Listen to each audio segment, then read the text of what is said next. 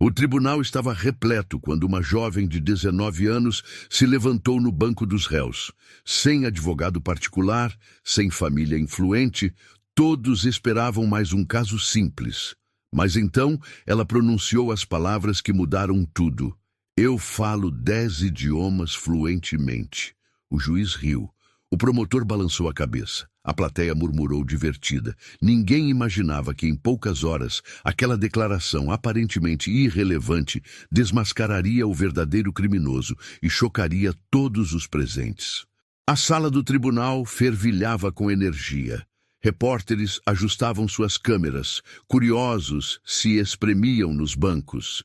E advogados conversavam em sussurros enquanto aguardavam o início de mais um julgamento que prometia ser rotineiro.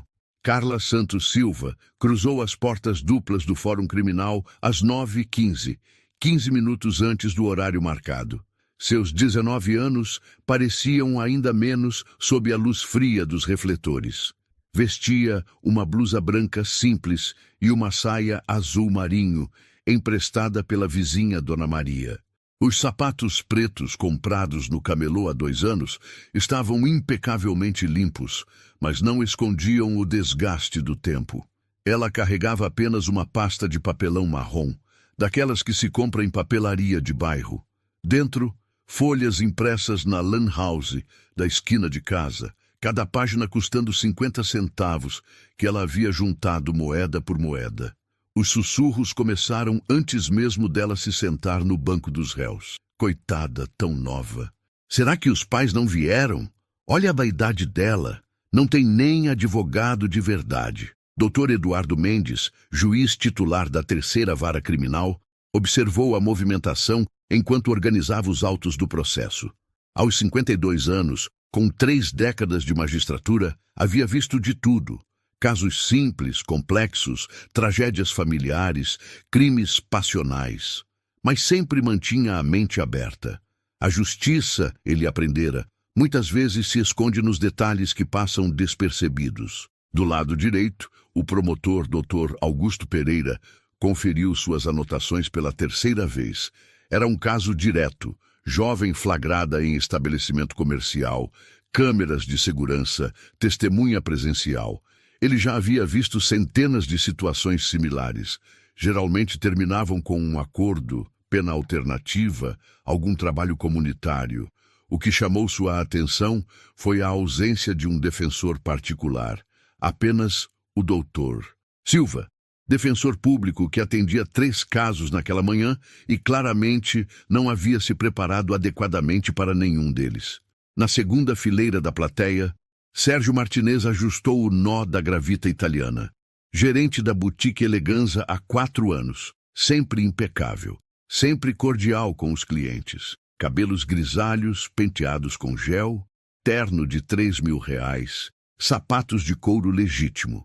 A imagem perfeita do profissional bem-sucedido. Ele estava ali, oficialmente, como testemunha de acusação.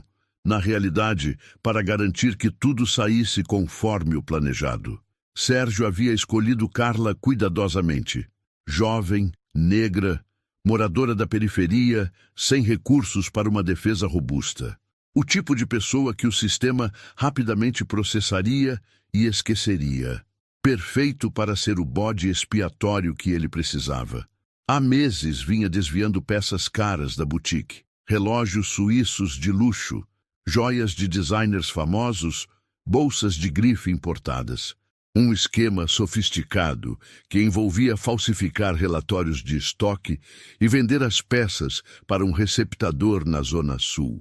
Já havia acumulado quase R$200.000 em movimentações financeiras suspeitas, mas a auditoria anual estava se aproximando. Seria impossível explicar o sumiço de tantas peças valiosas. Ele precisava de um culpado, alguém que assumisse a culpa e o tirasse da mira das investigações. Carla havia aparecido na loja 3 semanas antes, interessada em uma vaga de vendedora que nem existia. Sérgio inventou a oportunidade de emprego, pediu para ela voltar alguns dias depois para uma entrevista e foi então que executou seu plano. Que se inicie a sessão, anunciou o Dr. Mendes, batendo o martelo. O defensor público, Dr. Silva, se levantou cambaleante, claramente despreparado. Vossa Excelência, gostaria de solicitar um breve adiamento para melhor preparação da defesa. Negado, cortou o juiz. O caso já foi adiado uma vez. Prossigamos. Foi então que Carla se ergueu lentamente do banco dos réus. Sua voz, firme e clara, cortou o murmúrio da sala.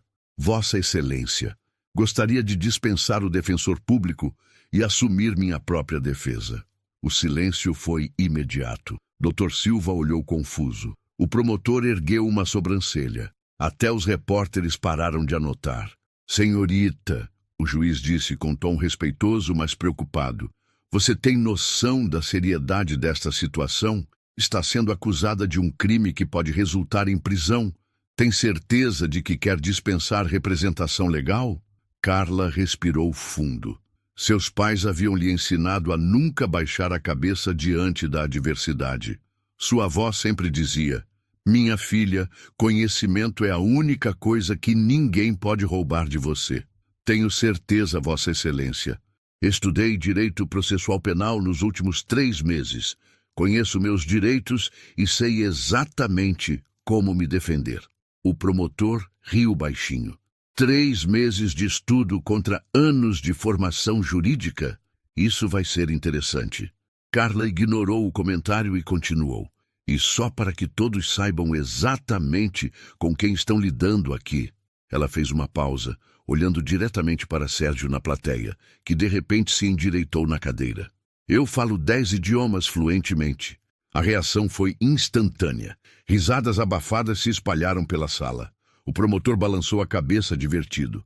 Alguns curiosos na plateia cochicharam como se tivessem ouvido a piada do ano. Português, inglês, espanhol, francês, italiano, alemão, mandarim, árabe, russo e japonês. Ela continuou, ignorando completamente os risos. E pretendo usar cada um deles hoje para provar minha inocência. Dr. Mendes tentou manter a compostura, mas não conseguiu evitar um leve sorriso. Em 30 anos de carreira, nunca havia presenciado uma apresentação tão inusitada. Isso é muito interessante, senhorita Santos, ele disse, mas não vejo como conhecimentos linguísticos poderão ajudar em sua defesa neste caso específico. Carla olhou diretamente nos olhos do magistrado. Com todo respeito, Vossa Excelência, o senhor pode se surpreender com o que descobri investigando este caso por conta própria. Sérgio sentiu um frio na espinha. Havia algo no tom de voz dela, uma confiança que não combinava com a jovem assustada que ele havia manipulado semanas antes. O promotor se levantou, ainda sorrindo. Vossa Excelência, sugiro que demos prosseguimento. A ré está claramente tentando impressionar com habilidades irrelevantes para o caso. Muito bem, o juiz bateu o martelo. Que se apresentem as acusações. Mas antes, senhorita Santos, espero que saiba que esta não é uma brincadeira. A justiça não se impressiona com performances. Carla assentiu respeitosamente.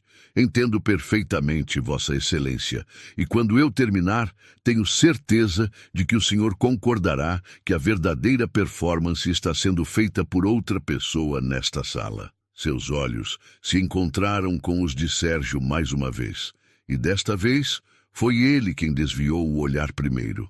A batalha estava apenas começando, e Carla tinha munição que ninguém imaginava.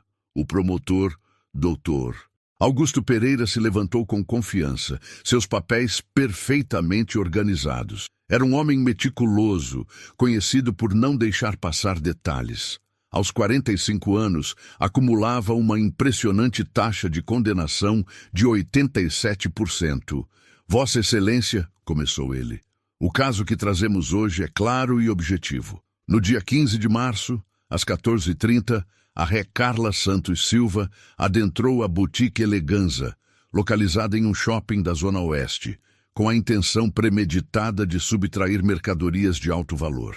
Ele ativou a tela de projeção e exibiu a primeira imagem, a fachada elegante da boutique, com suas vitrines impecáveis e o letreiro dourado brilhando sob a iluminação sofisticada. A Boutique Eleganza é um estabelecimento de renome, especializado em artigos de luxo importados, relógios suíços de luxo, joias de designers internacionais, bolsas e acessórios de marcas exclusivas. O ticket médio de uma compra gira em torno de R$ 15.000. Carla observou atentamente enquanto o promotor apresentava as fotos. Conhecia bem aquele ambiente. Havia estado lá 2 vezes, uma quando procurou emprego, outra no dia da suposta ocorrência. Às 14h32, continuou o Dr. Pereira. As câmeras de segurança registraram a entrada da ré no estabelecimento. Ela permaneceu aproximadamente 20 minutos circulando entre os produtos, demonstrando particular interesse na seção de relógios e joias. A segunda imagem mostrava Carla caminhando pelos corredores da loja. A qualidade da gravação era razoável, mas não excelente. Era possível identificá-la, mas alguns detalhes permaneciam borrados. Durante este período, a ré foi observada pelo gerente Sr. Sérgio Martinez, que notou comportamento suspeito. Ela manuseou diversos itens, olhava constantemente para os lados e demonstrava nervosismo excessivo para uma cliente comum. Sérgio assentiu gravemente da plateia, representando perfeitamente o papel de testemunha responsável e preocupada. Às 14h47, o promotor continuou. A ré se aproximou da vitrine principal, onde estavam expostos os relógios mais caros da coleção. Foi neste momento que, aproveitando-se de uma distração momentânea do gerente, subtraiu um relógio suíço de luxo, avaliado em R$ 42.000. A imagem seguinte mostrava Carla próxima à vitrine. O ângulo da câmera não permitia ver exatamente o que ela estava fazendo com as mãos, mas sua posição sugeria proximidade com os produtos expostos. O Sr. Martinez, percebendo o movimento suspeito, imediatamente se dirigiu à vitrine e constatou o desaparecimento da peça. Acionou discretamente o sistema de segurança e seguiu a ré até a saída da loja. Dr. Pereira fez uma pausa dramática, olhando para o júri imaginário. Às 14h52, quando a ré tentava deixar o estabelecimento, foi abordada pelo segurança e pelo gerente. Neste momento, negou veementemente ter subtraído qualquer item, mas estava visivelmente nervosa e confusa. A segurança da loja foi acionada e uma busca pessoal foi realizada com a presença de uma funcionária feminina, seguindo todos os protocolos legais. O relógio não foi encontrado com a ré, mas isso não significa que o crime não ocorreu. Carla se manteve calma, mas suas mãos se fecharam discretamente. Ela sabia exatamente o que havia acontecido naquele dia, e era completamente diferente da versão apresentada. Vossa Excelência, o promotor continuou, sabemos que criminosos experientes frequentemente desenvolvem métodos sofisticados para ocultar produtos subtraídos. O fato de o relógio não ter sido encontrado com a ré pode indicar que ela o passou para um comparsa no interior da loja ou o escondeu em algum local para recuperá-lo posteriormente. Além das evidências visuais, contamos com o testemunho da senhora Patrícia Mondini, cliente que estava na loja no momento da ocorrência. Ela confirmará que viu a ré manuseando produtos de forma suspeita e se comportando de maneira nervosa e estranha. O promotor se dirigiu diretamente a Carla. A ré é uma jovem de 19 anos, desempregada, moradora da periferia de São Paulo. Seus pais trabalham em funções básicas e a família enfrenta dificuldades financeiras conhecidas na comunidade onde reside. Não estamos aqui para julgar origem social, ele continuou, mas é importante entender que a motivação para o crime está claramente presente. Uma jovem sem recursos financeiros, diante de produtos que custam mais do que sua família ganha em 2 anos, pode facilmente sucumbir à tentação. Carla sentiu uma onda de indignação, mas manteve a compostura.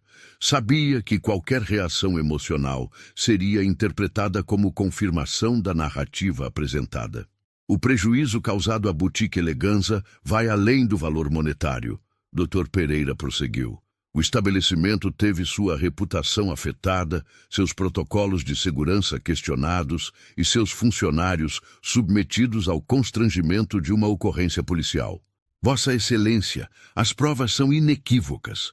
Temos imagens de câmeras de segurança, testemunha presencial e um relógio de R$42 mil que simplesmente desapareceu durante os 20 minutos em que a ré permaneceu na loja. Sérgio observou atentamente a apresentação, satisfeito com a construção do caso. Havia preparado cada detalhe cuidadosamente. A testemunha Patrícia havia sido orientada sobre o que viu, mediante um desconto especial em uma bolsa que ela cobiçava há meses. As câmeras de segurança mostravam exatamente o que ele queria que mostrassem. Os ângulos foram cuidadosamente selecionados para criar uma narrativa convincente, omitindo os momentos que poderiam contradizer sua versão. O relógio realmente havia desaparecido naquele dia, mas não pelas mãos de Carla. Sérgio o havia removido da vitrine horas antes, durante seu turno matinal, quando nenhuma câmera estava focada naquela área específica. A peça já estava segura em sua casa, aguardando para ser vendida ao receptador na semana seguinte. Portanto, o promotor concluiu, solicitamos a condenação da ré por crime contra o patrimônio, com aplicação de pena privativa de liberdade, conforme previsto no Código Penal. A sociedade precisa de uma resposta firme contra este tipo de delito, especialmente quando praticado contra estabelecimentos que geram empregos e contribuem para a economia local. Doutor. Mendes anotou alguns pontos em seus registros. Muito bem, Dr. Pereira. A acusação está formalmente apresentada. Ele se dirigiu a Carla. Senhorita Santos, a senhora ouviu as acusações. Como se declara perante este tribunal? Carla se levantou lentamente. Toda a sala se voltou para ela. Sérgio se inclinou para a frente, ansioso para ouvir a resposta que confirmaria seu plano perfeito. Vossa Excelência, Carla disse com voz firme e clara, eu me declaro completamente inocente de todas as acusações apresentadas. Ela fez uma pausa, olhando diretamente para o promotor. E não apenas isso, estou aqui para provar que este tribunal está sendo palco de uma farsa cuidadosamente orquestrada por alguém que está sentado nesta mesma sala. O murmúrio que se seguiu foi imediatamente silenciado pelo martelo do juiz. Sérgio sentiu o sangue gelar em suas veias. Carla continuou. Vossa Excelência, as próximas horas vão revelar não apenas minha inocência, mas também a verdadeira identidade do criminoso que tentou destruir minha vida para salvar a própria pele. Dr. Mendes bateu o martelo para restabelecer a ordem na sala.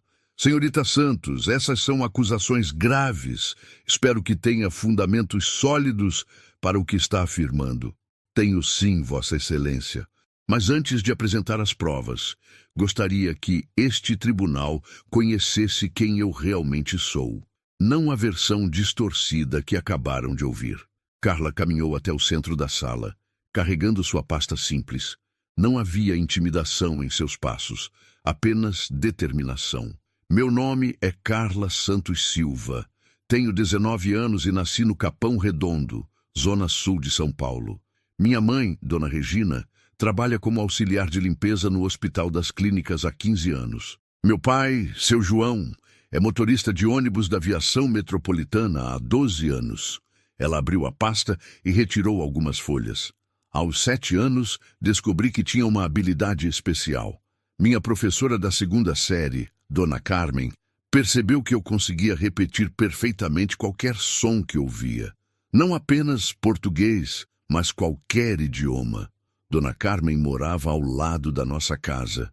Ela havia sido professora de inglês antes de se aposentar e decidiu me ensinar. Todas as tardes, depois da escola, eu ia para a casa dela. Não cobravam nada.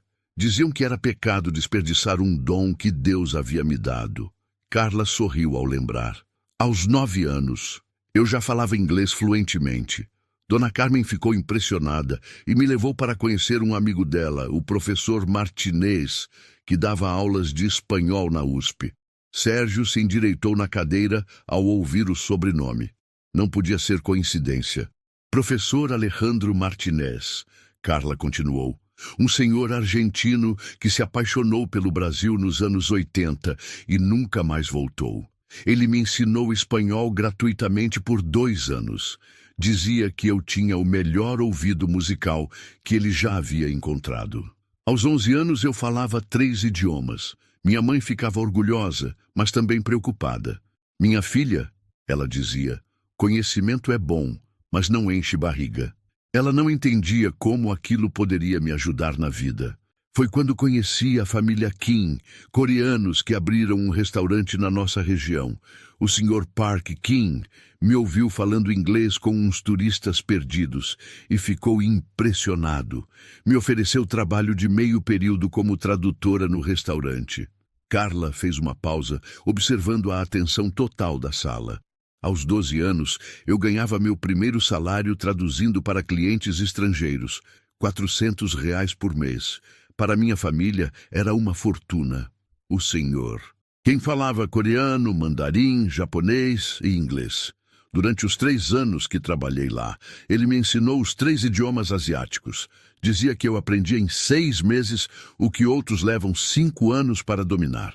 Aos 15 anos eu já falava 6 idiomas fluentemente.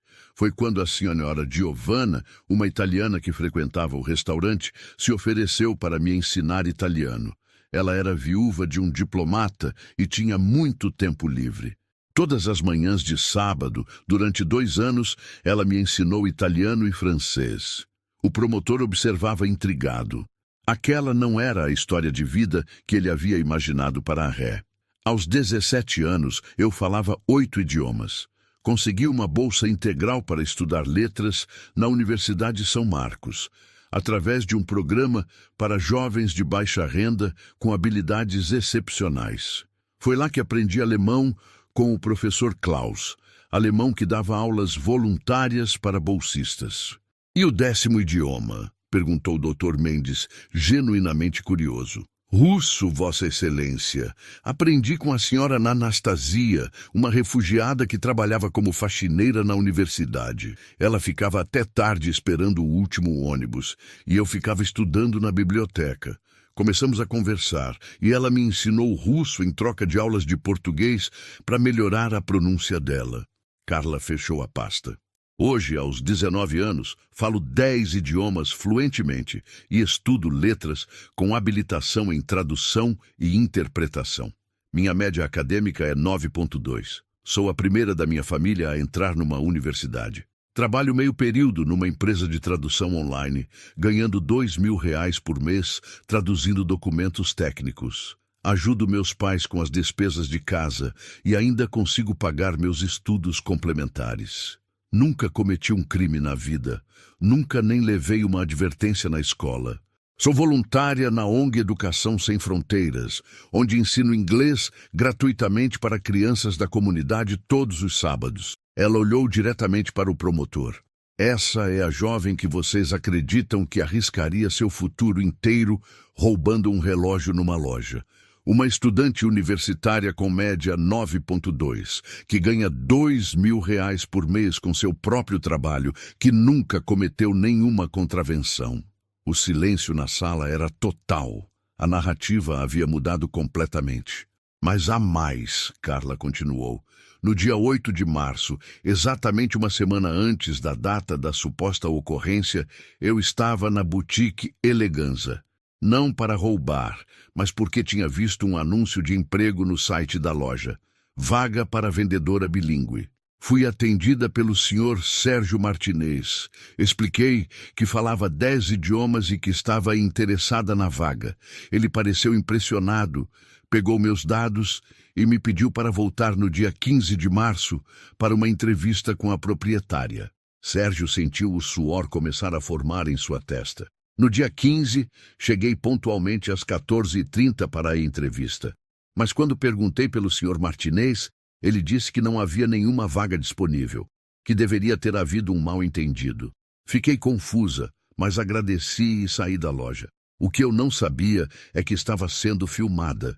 O que eu não sabia é que alguém havia orquestrado minha presença ali para usar como álibi para seu próprio crime.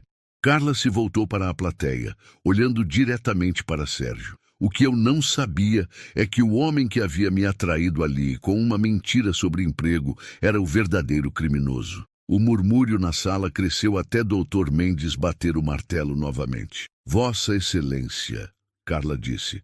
Peço permissão para questionar a testemunha Sra. Patrícia Mondini quando ela for chamada.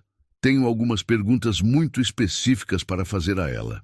E também solicito que o senhor Sérgio Martinez seja convocado para depor não apenas como testemunha, mas como suspeito, porque nas próximas horas vou provar que ele é o verdadeiro autor do crime pelo qual estou sendo injustamente acusada.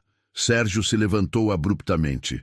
Vossa Excelência, isso é um absurdo. Eu sou a vítima aqui. Minha loja foi roubada.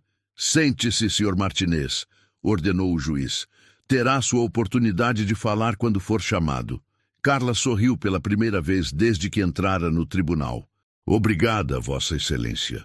A verdade sempre encontra uma maneira de vir à luz, especialmente quando você sabe exatamente onde procurar.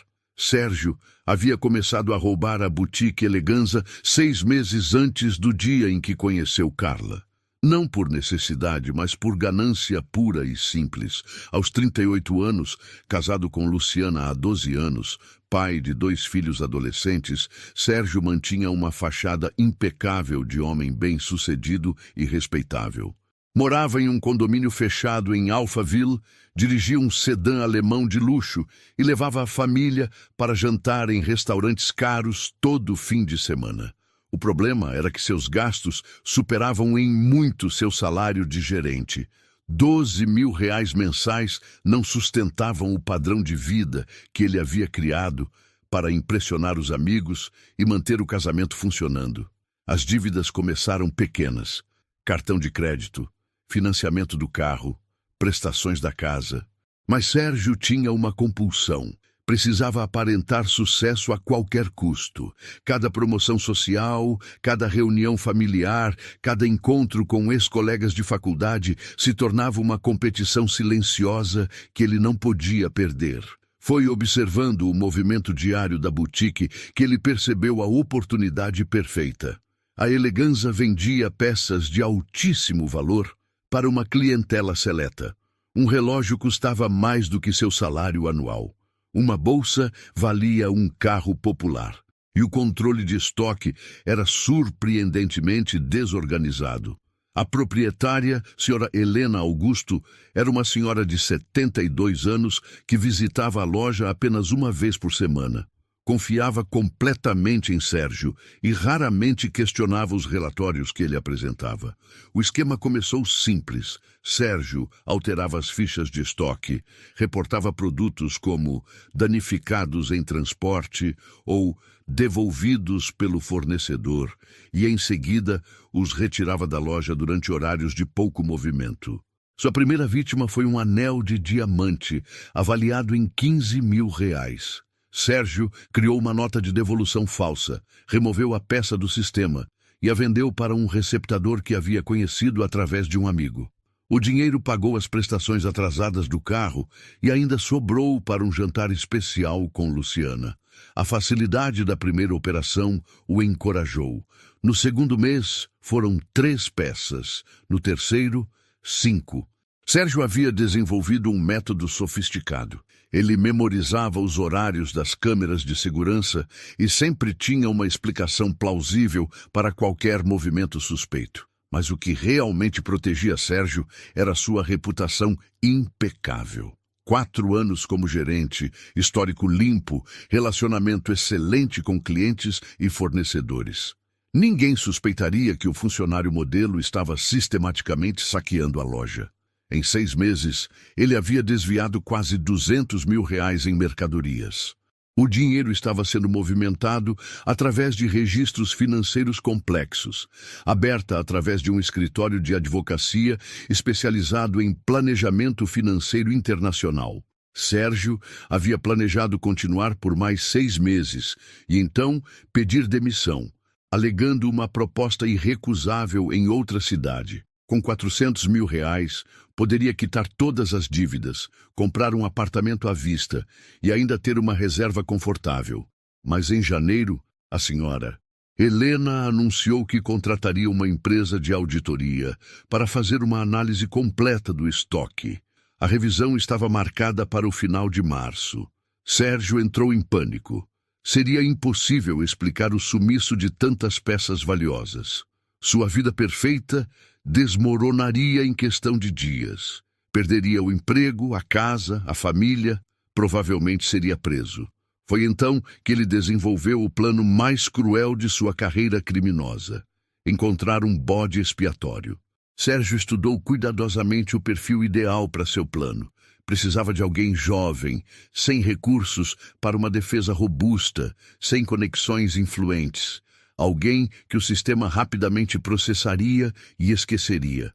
Durante 2 semanas, ele observou os frequentadores do shopping. Estudou padrões, comportamentos, vulnerabilidades. Estava procurando a vítima perfeita quando Carla apareceu. Ela havia visto um anúncio de emprego no site da loja.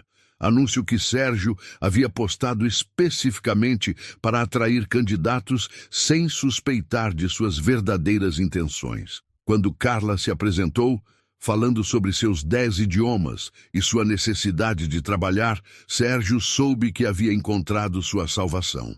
Carla era perfeita, jovem, negra, moradora da periferia, universitária bolsista. Exatamente o tipo de pessoa que despertaria preconceitos inconscientes e seria rapidamente julgada culpada. Sérgio a convenceu a voltar no dia 15 de março para uma suposta entrevista com a proprietária. Na realidade, ele havia escolhido essa data porque sabia que a senhora Helena estaria viajando e porque era o dia ideal para executar seu plano final. Na manhã do dia 15, durante seu turno matinal, e antes da abertura oficial da loja, Sérgio removeu o relógio suíço de luxo da vitrine. Era uma peça que ele já havia planejado roubar, mas agora serviria a um propósito duplo. Seria tanto seu lucro quanto a evidência que incriminaria Carla. A perícia constatou descontinuidade de cobertura naquele intervalo, anterior à entrada da ré. Quando Carla chegou às 14h30, Sérgio a recebeu com frieza, alegando que não havia vaga disponível. Mas durante os 20 minutos em que ela permaneceu na loja, confusa e tentando entender o que havia acontecido, ele garantiu que ela fosse filmada em posições comprometedoras. Sérgio a guiou sutilmente pela loja, sempre a colocando próxima às vitrines mais caras. Criou situações em que ela parecia estar examinando produtos de alto valor. Garantiu que as câmeras capturassem todos os ângulos necessários para construir uma narrativa convincente. O passo mais arriscado foi subornar Patrícia Mondini, uma cliente regular que estava na loja naquele dia. Sérgio conhecia bem Patrícia. Divorciada, com problemas financeiros após o divórcio, sempre admirava produtos caros que não podia comprar. Durante uma conversa aparentemente casual, Sérgio mencionou que havia uma bolsa de grife com defeito quase imperceptível que a loja precisava liquidar. Ofereceu a bolsa de R$ 20 mil por apenas 3 mil, mas em troca precisava de um pequeno favor: confirmar que havia visto uma jovem negra agindo de forma suspeita na loja. Patrícia hesitou apenas alguns segundos. A oportunidade de comprar uma bolsa dos sonhos por um preço irrisório superou qualquer escrúpulo moral que ela pudesse ter. Nos dias seguintes, Sérgio cuidadosamente orquestrou a descoberta do crime. Esperou uma semana inteira antes de reportar o sumiço do relógio, alegando que havia notado a ausência apenas durante uma conferência de rotina. Ele forneceu à polícia as imagens das câmeras de segurança, apresentando apenas os momentos que corroboravam sua versão. Os registros, que poderiam revelar inconsistências em sua versão, não foram incluídos no material apresentado. A identificação de Carla foi fácil. Sérgio tinha seus dados completos desde o dia em que ela se candidatou ao emprego inexistente: nome, endereço, telefone, tudo o que a polícia precisava para localizá-la. Quando os investigadores apareceram na casa de Carla, Sérgio quase riu de alívio. Seu plano havia funcionado perfeitamente. A jovem inocente pagaria por seus crimes, a auditoria encontraria um caso esclarecido e ele sairia como o herói que ajudou a desmascarar uma criminosa. Mas agora, sentado no tribunal e ouvindo Carla falar com uma confiança que ele não havia previsto, Sérgio começou a sentir algo que não experimentava há meses: medo. Ela sabia algo, a forma como olhava para ele, a certeza em sua voz, a menção específica ao seu nome. Carla não estava ali apenas para se defender, ela estava ali para atacar. E Sérgio, pela primeira vez em 6 meses, não tinha um plano para o que viria a seguir. Dr. Mendes bateu o martelo. Muito bem. Vamos chamar a primeira testemunha da acusação. Senhora Patrícia Mondini, favor se apresentar. Uma mulher de aproximadamente 45 anos se levantou da plateia. Loira, bem vestida, carregava uma bolsa que Carla imediatamente reconheceu como sendo uma peça de grife autêntica. Patrícia caminhou até o banco das testemunhas com passos hesitantes. Senhora Mondini, começou o promotor, a senhora estava presente na Boutique Eleganza no dia 15 de março, por volta das 14h40? Sim, estava, Patrícia respondeu, evitando olhar diretamente para Carla. Poderia descrever o que observou em relação à ré? Patrícia respirou fundo. Vi uma jovem circulando pela loja de forma estranha. Ela ficava olhando para os lados constantemente, como se estivesse verificando se alguém estava observando. Parecia muito nervosa. A senhora a viu manuseando algum produto específico? Sim, vi ela na seção de relógios mexendo na vitrine principal. Quando o gerente se aproximou, ela se afastou rapidamente como se estivesse escondendo alguma coisa. Carla fez algumas anotações em sua pasta. Seu momento estava chegando. Obrigado, senhora Mondini, disse o promotor. Passo a palavra à defesa. Carla se levantou e caminhou lentamente até Patrícia. Bom dia, senhora Mondini. Que bolsa linda a senhora está usando hoje. Patrícia tocou instintivamente na bolsa. Obrigada. É uma peça de grife importada, não é? Deve ter custado uns 20 mil reais no mínimo. O promotor se levantou. Vossa Excelência, não vejo relevância nesta linha de questionamento. Vai ficar claro em instantes, Carla respondeu. Senhora Mondini, quando a senhora comprou essa bolsa? Eu não me lembro exatamente. Foi no dia 16 de março, não foi? Um dia depois da suposta ocorrência na Boutique Eleganza. Patrícia empalideceu. Talvez... Sim. E por quanto a senhora pagou por ela? Isso é pessoal. Vossa Excelência, Carla se dirigiu ao juiz. Solicito que a testemunha responda. É fundamental para esclarecer os fatos. Dr. Mendes assentiu. Responda à pergunta, senhora Mondini. 3 mil reais, Patrícia murmurou. Um murmúrio percorreu a sala. Todo mundo sabia que uma bolsa de grife daquele nível não custava 3 mil reais, nem usada. 3 mil reais por uma bolsa de 20 mil, Carla repetiu. Que barganha interessante. E quem lhe ofereceu esse desconto fantástico? Patrícia olhou desesperadamente para Sérgio, que havia se encolhido em sua cadeira. Foi o gerente da loja, Sr. Sérgio. Ele ofereceu essa bolsa em troca de quê exatamente? Vossa Excelência, o promotor protestou. A defesa está conduzindo a testemunha. Não estou conduzindo nada, Carla replicou calmamente. Estou apenas perguntando por que uma cliente pagou 15% do valor real de uma bolsa de luxo no dia seguinte a um suposto crime. Dr. Mendes se inclinou para a frente, interessado. Continue, senhora Mondini. Em troca de que o senhor Sérgio ofereceu esse desconto? Patrícia começou a chorar. Ele disse que a bolsa tinha um pequeno defeito, que a loja precisava liquidá-la e que, em troca, eu poderia confirmar que havia visto uma jovem agindo de forma suspeita. O silêncio no tribunal foi ensurdecedor. Obrigada, senhora Mondini, Carla disse gentilmente. Não tenho mais perguntas. Patrícia saiu do banco das testemunhas visivelmente abalada. Sérgio estava suando profusamente. Vossa Excelência, Carla continuou, Gostaria de chamar minha próxima testemunha. Sr. Chen Wu, favor se apresentar. Um homem asiático de aproximadamente 50 anos se levantou da plateia. Sérgio não o reconheceu, o que o deixou ainda mais nervoso. Senhor Chen, Carla começou. O senhor poderia se apresentar ao tribunal? Meu nome é Chen Wu. Sou especialista em sistemas de segurança eletrônica há 20 anos. Trabalho para a empresa TechSec, que instala e mantém câmeras de vigilância em estabelecimentos comerciais. O senhor tem experiência com análise de gravações de segurança? Sim, analiso mais de 200 horas de gravações por mês, identificando falhas no sistema, inconsistências temporais e possíveis irregularidades nas imagens. Carla retirou um pendrive de sua pasta. Sr. Chen, o senhor poderia analisar estas gravações da Boutique Eleganza e nos dizer se encontra alguma irregularidade? O promotor se levantou imediatamente. Vossa Excelência, a defesa não pode apresentar evidências que não foram previamente compartilhadas. Vossa Excelência, Carla respondeu. Estas são as mesmas gravações apresentadas pela acusação. Apenas solicitei uma análise técnica independente, o que é meu direito. Doutor. Mendes autorizou a apresentação.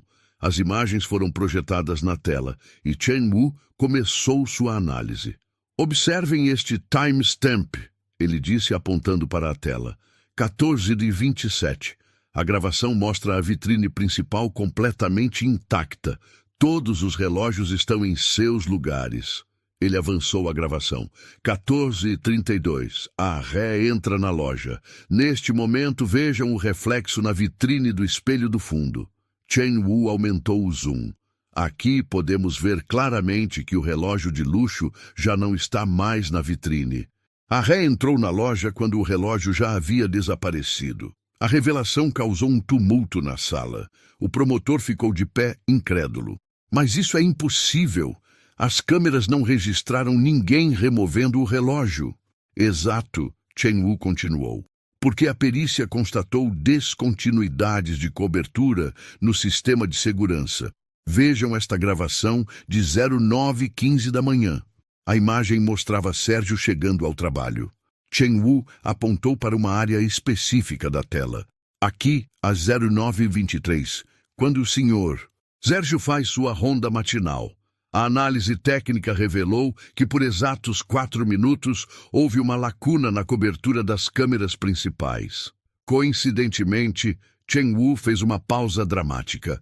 Quando a cobertura é restabelecida, o relógio de luxo não está mais na vitrine. Mas como a remoção ocorreu durante a descontinuidade de cobertura, parece que o relógio simplesmente desapareceu. Sérgio se levantou abruptamente. Isso é mentira! Eu não... Sente-se, ordenou o juiz. Carla sorriu. Senhor Chen, em sua experiência profissional, alguém poderia se aproveitar dessas descontinuidades de cobertura tão precisamente por acaso? Impossível. Apenas alguém que trabalha diariamente com o sistema, que conhece as vulnerabilidades técnicas há anos, poderia executar uma ação tão precisa. Obrigada, Sr. Chen. Carla se voltou para o tribunal. Vossa Excelência, está claro que o verdadeiro criminoso não sou eu. O relógio foi removido da vitrine 5 horas antes da minha chegada à loja, por alguém que conhecia perfeitamente as vulnerabilidades do sistema de segurança. Ela olhou diretamente para Sérgio.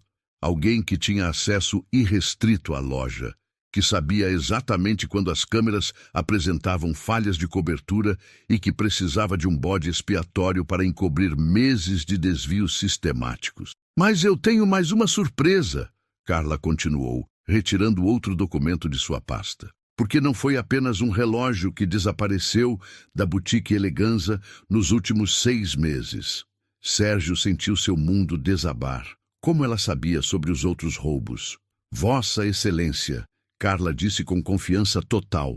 Solicito que o senhor Sérgio Martinez seja imediatamente convocado a depor, porque ele não é apenas uma testemunha neste caso. Ela fez uma pausa dramática. Ele é o verdadeiro criminoso. Dr. Mendes bateu o martelo repetidas vezes para conter o tumulto que se espalhou pela sala. Sr. Sérgio Martinez, apresente-se ao banco das testemunhas imediatamente. Sérgio se levantou com as pernas trêmulas. Sua camisa estava encharcada de suor e suas mãos tremiam visivelmente. Ele não conseguia mais manter a fachada de homem confiante e respeitável. Sr. Martinez, Carla começou, há quanto tempo o senhor trabalha na Boutique Eleganza? 4 anos, ele respondeu com voz rouca. E durante esse período, quantos produtos de alto valor desapareceram misteriosamente da loja? O promotor se levantou. Vossa Excelência, onde a defesa quer chegar com essa linha de questionamento? Vai ficar claro em instantes, Carla replicou. Senhor Martinez, o senhor se lembra do anel de diamante que desapareceu em setembro do ano passado? Sérgio engoliu em seco. Sim, foi reportado como dano no transporte. E o colar de pérolas em outubro? Também dano no transporte? Sim. E as pulseiras de ouro em novembro? E os brincos de esmeralda em dezembro? E os 3 relógios Rolex em janeiro? Todos danos no transporte? A cada pergunta, Sérgio ficava mais pálido. Sim, foram coincidências infelizes. Carla retirou uma pasta mais grossa de sua bolsa. Senhor Martinez, eu passei os últimos 3 meses investigando este caso. Sabe o que descobri quando comecei a cruzar dados? Ela abriu a pasta e começou a ler. Em setembro de 2024, desaparecimento de um anel de diamante avaliado em R$15 mil. Reportado como dano no transporte. Registros financeiros autenticados apontam movimentações compatíveis com o desvio. O silêncio na sala era absoluto. Até os repórteres pararam de escrever. Em outubro, desaparecimento de um colar de pérolas avaliado em R$22 mil. Novamente, dano no transporte. Registros financeiros autenticados apontam movimentações compatíveis com o desvio. Como você conseguiu essas informações? Sérgio gritou, perdendo completamente a compostura. Ah, Sr. Martinez, é incrível o que se pode descobrir quando se fala 10 idiomas fluentemente. Carla sorriu. Especialmente quando 3 deles são mandarim, árabe e russo. Ela se virou para o tribunal. Vossa Excelência, graças aos meus conhecimentos linguísticos, consegui me comunicar diretamente com investigadores financeiros internacionais, bancos estrangeiros e até mesmo com o receptador que comprava as peças roubadas. Carla retirou outro documento. Este é o depoimento do Sr. Vladimir Petrov, cidadão russo que administra uma rede de receptação de artigos de luxo na América do Sul. Conversei com ele em russo durante 2 horas por videoconferência. Ele confirmou que nos últimos 6 meses comprou exatamente 17 peças da Boutique Eleganza, todas fornecidas pelo Sr. Sérgio Martinez. O valor total das transações foi de R$187 mil. Sérgio começou a hiperventilar. Isso é mentira. Você não pode provar nada. Posso sim, Carla continuou implacavelmente. Porque o Sr. Petrov foi muito prestativo. Ele me forneceu as datas exatas de cada transação, descrições detalhadas de cada peça e até mesmo gravações de algumas de suas conversas telefônicas com o senhor. Ela inseriu outro pendrive no sistema de som do tribunal. A voz de Sérgio ecoou pela sala. Vladimir, tenho mais 3 peças para você. 2 relógios de luxo e uma pulseira de grife. Posso entregar na quinta-feira no local de sempre. A voz com sotaque russo respondeu. Perfeito, Sérgio. Mesmo esquema de sempre. 40% à vista, 60% após a venda. O áudio continuou por mais 2 minutos, com Sérgio negociando detalhes da venda das peças roubadas. Parem com essa gravação! Sérgio gritou, se levantando abruptamente. Eu exijo que parem! Dr. Mendes bateu o martelo vigorosamente. Sr. Martinez, sente-se imediatamente ou será removido da sala.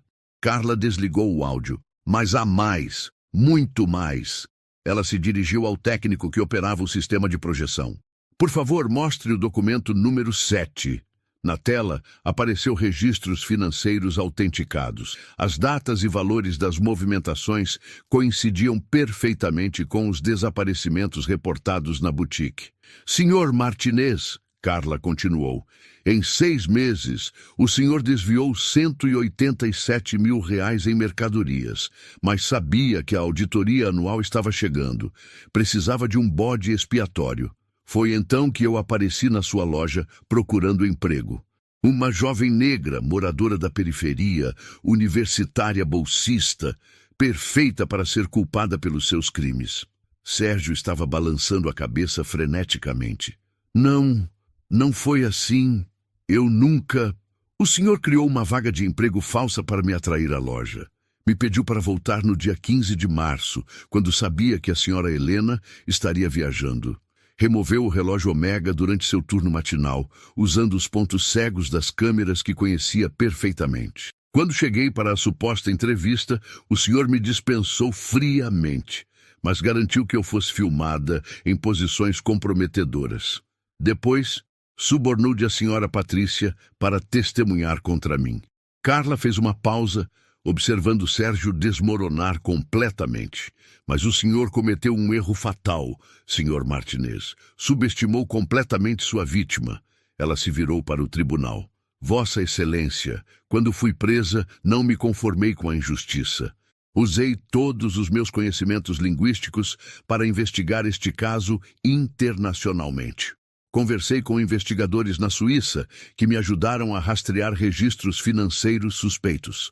Falei com especialistas em segurança na Coreia do Sul que analisaram as gravações das câmeras.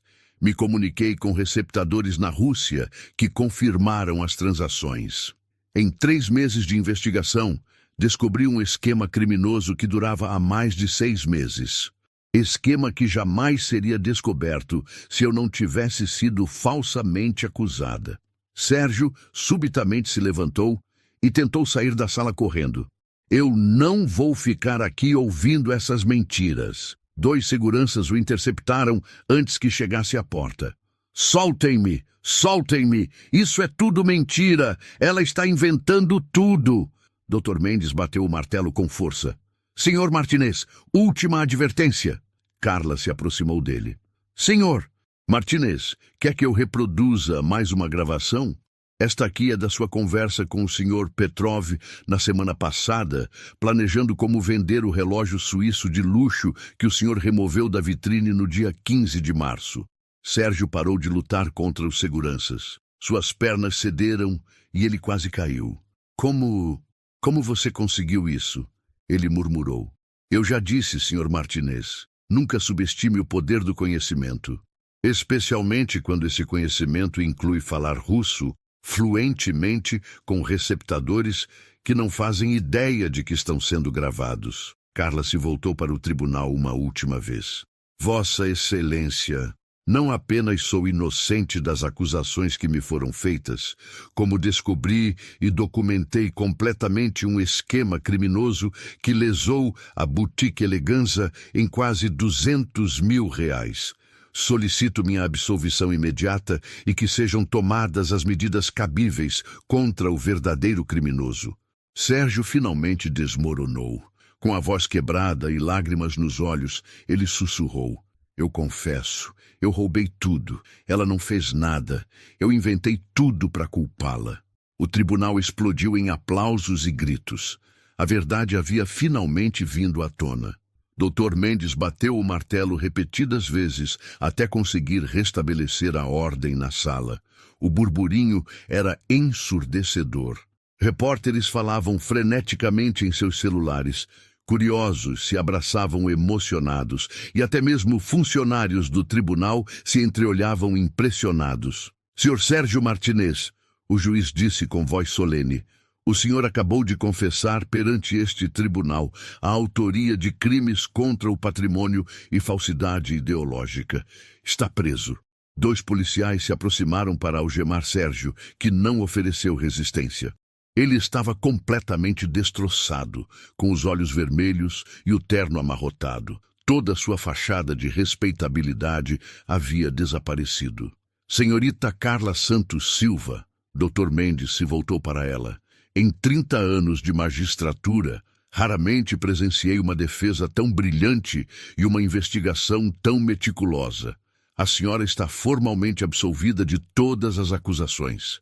O tribunal explodiu novamente em aplausos. Carla respirou fundo, sentindo um peso imenso sair de seus ombros. 3 meses de investigação incansável, noites sem dormir, economias gastas com traduções e ligações internacionais, tudo havia valido a pena. Mais do que isso, o juiz continuou. A senhora prestou um serviço inestimável à justiça. Seu trabalho investigativo revelou crimes que poderiam nunca ter sido descobertos. Dr. Augusto Pereira, o promotor, se aproximou de Carla com expressão respeitosa. Senhorita Santos, peço desculpas em nome do Ministério Público. Suas habilidades investigativas são extraordinárias. Uma mulher elegante de cabelos grisalhos se aproximou de Carla. Era Helena Augusto, proprietária da Boutique Eleganza. Minha querida, ela disse com voz emocionada, não tenho palavras para agradecer o que você fez. Sem sua investigação, eu poderia ter perdido toda a minha loja. Helena retirou um cartão de sua bolsa. Quero que você trabalhe para mim como consultora de segurança e tradutora oficial da boutique.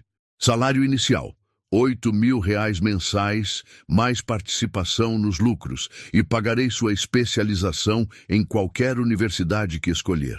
Os olhos de Carla se encheram de lágrimas. Era mais dinheiro do que sua família inteira ganhava em 3 meses. Seus pais, João e Regina, que haviam assistido ao julgamento da plateia, se aproximaram correndo. Regina abraçou a filha com força, chorando de emoção. Minha filha, eu sempre soube que você era especial, mas nunca imaginei que fosse tão corajosa e inteligente assim, Regina disse entre lágrimas. João, homem de poucas palavras, apenas segurou as mãos da filha. Carla, seu avô teria ficado muito orgulhoso. Ele sempre dizia que conhecimento é poder. Hoje, você provou isso. Um jornalista da mídia apareceu com uma câmera. Senhorita Carla, poderia conceder uma entrevista? O Brasil inteiro precisa conhecer sua história. Na entrevista ao vivo, Carla falou com serenidade. Quero que todos saibam que a educação é realmente transformadora. Meus 10 idiomas não são apenas um talento. São ferramentas que me permitiram investigar internacionalmente e descobrir a verdade. Quero agradecer a todos os professores que me ajudaram gratuitamente ao longo dos anos. E quero dizer para todos os jovens que me assistem, nunca desistam de estudar. Nunca aceitem injustiças passivamente. O conhecimento é a maior arma que existe contra a opressão e a mentira. 3 semanas depois, Carla recebeu uma ligação de um escritório de advocacia internacional, oferecendo-lhe um estágio em direito internacional. 1 mês depois, ela estava trabalhando como estagiária pela manhã e estudando à tarde, com bolsa integral patrocinada pela Boutique Eleganza. Sérgio foi condenado a 5 anos de prisão e teve que devolver todo o dinheiro roubado. Sua casa foi leiloada, seu casamento acabou e ele perdeu a guarda dos filhos. Em uma tarde de domingo, enquanto ensinava inglês para um grupo de crianças na ONG, uma menina de 8 anos perguntou, Tia Carla, é verdade que você fala 10 idiomas? Carla sorriu. É verdade, sim. Então você é muito inteligente. Não, querida. Eu apenas nunca parei de estudar, e vocês podem fazer a mesma coisa. A menina sorriu de volta. Quando eu crescer, quero ser igual a você. Carla olhou pela janela da sala de aula, vendo as crianças da comunidade brincando no pátio. Ela havia provado que conhecimento é poder, que a verdade sempre vence a mentira, que coragem e determinação podem superar qualquer adversidade e que nunca, jamais, devemos subestimar o poder de uma jovem decidida a lutar por justiça. Depois de tudo o que você viu, fica uma lição clara. Quando você tem coragem e conhecimento, ninguém pode te calar. Carla entrou desacreditada, saiu absolvida e ainda revelou toda a verdade. Se essa história te inspirou, deixa o like agora. Isso ajuda a espalhar essa mensagem de força e justiça. E me conta aqui nos comentários, em que momento você percebeu que ela ia virar o jogo? Quero saber qual parte mais te marcou.